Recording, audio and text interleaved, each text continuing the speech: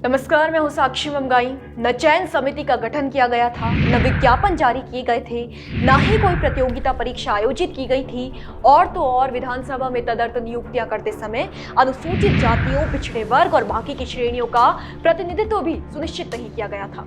ये तमाम खुलासे कोटिया समिति की उस रिपोर्ट में किए गए हैं जो आखिरकार सार्वजनिक कर दी गई है और जो उत्तराखंड विधानसभा में भाई भतीजावाद की गहरी, गूढ़ और सतत कड़ी को बड़ी ही आसानी से उजागर करती है। देखिए, सतत इसलिए क्योंकि जांच कमेटी की रिपोर्ट के मुताबिक विधानसभा सचिवालय में 2001 से 2021 तक की गई सभी 396 नियुक्तियों के लिए एक समान प्रक्रिया अपनाई गई, यानी कि ये सारी ही भर्तियां नियम विरुद्ध थी। आइए रिपोर्ट में विस्तार से कोटिया जांच समिति की रिपोर्ट के अहम बिंदुओं को समझते हैं, जानते हैं कि इस खुलासे का मतलब क्या है, क्यों ये रिपोर्ट विधानसभा अध्यक्ष की मुश्किलें बढ़ा रही है और हाँ, कायदों को ताक पर रखकर ये भर्तियां आखिर हुई तो हुई कैसे। रिपोर्ट देखिए।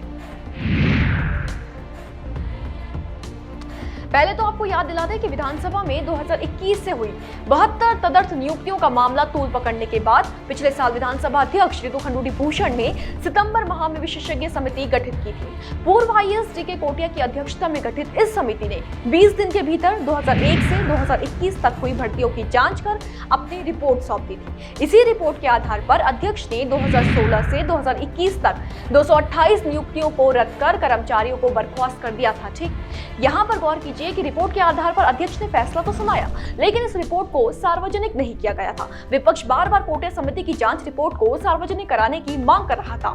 आखिरकार पारदर्शिता के उद्देश्य से समिति की रिपोर्ट को सार्वजनिक कर दिया गया है और इसके सार्वजनिक होते ही कई सवाल खड़े हो गए हैं। कैसे, वो जानते हैं। दरअसल विशेषज्ञ समिति की रिपोर्ट में खुलासा हुआ है कि विधानसभा सचिवालय में अस्थायी तदर्थ आधार पर 2001 से 2021 तक 396 कर्मचारियों की नियुक्ति की गई। ये जो लिस्ट आप स्क्रीन पर देख रही हैं, ये रिपोर्ट का एक अहम खुलासा है जिसमें साफ साफ लिखा गया है कि किस साल में कितनी तदर्थ भर्तियां की गई। इन तदर्थ भर्तियों का मतलब है कि इसमें भर्ती प्रक्रिया का पालन नहीं किया गया है। जो प्रक्रिया अपनाई गई है वो गलत है और इसलिए ये 396 भर्तियां असंवैधानिक है, अवैध है। जांच रिपोर्ट इस बात का स्पष्ट उल्लेख कर रहा है कि 2001 से 2021 तक की तदर्थ नियुक्तियों में सभी पात्र एवं इच्छुक अभ्यर्थियों को समानता का अवसर प्रदान नहीं करके संविधान के अनुच्छेद 14 व 16 का उल्लंघन किया गया है। यहाँ पर समस्या ये है कि 2016 के बाद की 228 नियुक्तियों को तो अवैध बताते हुए खुद अध्यक्ष ने ही रद्द कर दिया था, लेकिन उससे पहले के 168 कर्मचारियों पर अब तक कोई फैसला नहीं लिया गया है। क्यों, वो जानिए। जैसे कि कोटिया समिति की रिपोर्ट में लिखा गया है, 2001 से 2015 तक की सभी तदर्थ नियुक्तियों का क्योंकि विनियमितीकरण हो चुका है, 2015 तक के 168 कर्मचारियों को नियमित किया जा चुका है, इसलिए ये भर्तियां 228 भर्तियों के मामले से अलग है।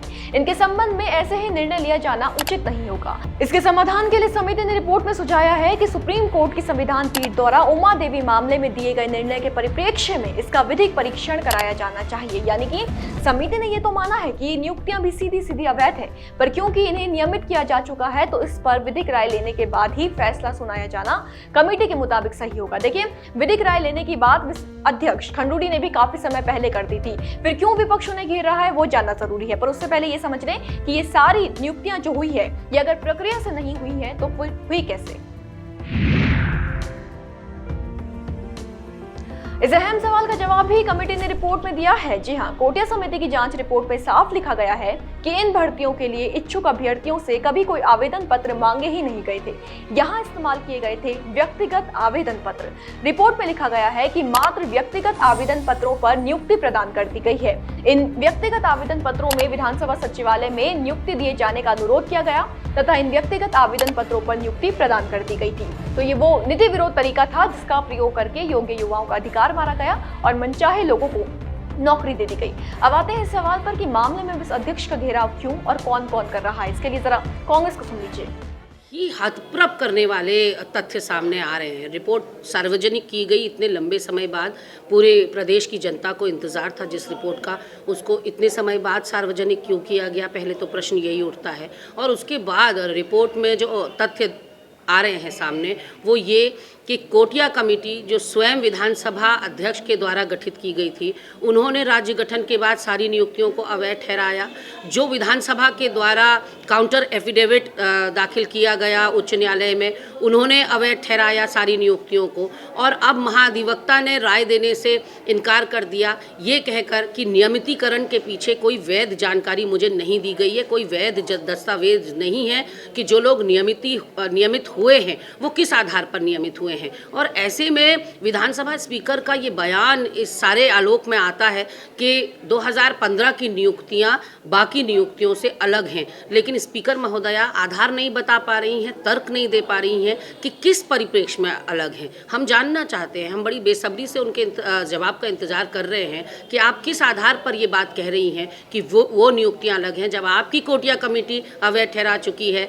काउंटर एफिडेविट में आप स्वयं ये कह चुके हैं कि अवैध है नियुक्तियां, और महाधिवक्ता भी उस बात पर मोहर लगा रहे हैं। तो सिर्फ विधानसभा स्पीकर के गले की फांस अब ये कार्यवाही बन चुकी है, जो आनन फानन में उन्होंने बिना सलाह मशविरे के ली थी। हमने तब भी ये बात कही थी कि वैधानिक या अवैधानिक का तो सवाल ही नहीं है, ये सवाल सिर्फ नैतिकता का है, और इसमें सर्वदलीय एक राय शुमारी के बाद ही कोई डिसीजन लिया जाना चाहिए, क्योंकि प्रदेश की विधानसभा पर मैडम की कार्यवाही, या कहना चाहिए कि उनकी जो कोताही है या अति उत्साही जो कदम है, उसके चलते एक धर्म संकट विधानसभा के ऊपर बन गया है।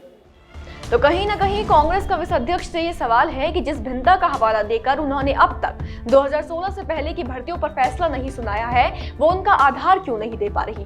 अगर सारी ही भर्तियां कमेटी की रिपोर्ट के मुताबिक अवैध हैं, तो सब पर कार्रवाई क्यों नहीं। देखिए, यही सवाल विधानसभा के बर्खास्त कर्मी भी प्रदर्शन के माध्यम से लंबे समय से उठा रहे हैं कि अगर एक ही प्रक्रिया से हमारी भी भर्ती हुई और 2016 से पहले के लोगों की भी हुई, तो हम बर्खास्त क्यों और वो क्यों नहीं। बर्खास्त कर्मी विस अध्यक्ष पर गंभीर आरोप लगा चुके हैं कि अध्यक्ष द्वारा किसी को संरक्षण देने का प्रयास किया जा रहा है।